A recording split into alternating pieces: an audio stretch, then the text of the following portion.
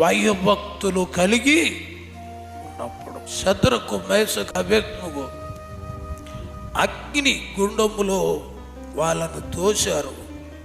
కానీ ఒకవేళ ఈ అగ్ని మన మీద నుంచి వెళ్ళినా కూడా అది వాళ్లకు హాని చేయలేదు, మనకు కూడా హాని చేయదు. వాగ్దానం ఇచ్చాడు యెషయాలు, జలములలో పడి వెళ్ళినప్పుడు అవి నీ మీద పొర్లి రావన్నాడు. అగ్నిలో నడిచినప్పుడు జ్వాలలు నిన్ను కాల్చజాలవు.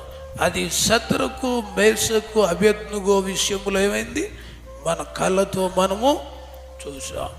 నీళ్ళల్లో పడి వెళ్ళారు ఇశ్రాయేలీలు, జలములు వాళ్ళ మీదకు పొర్లి రాలేదు. మనం ఆయన సొత్తు.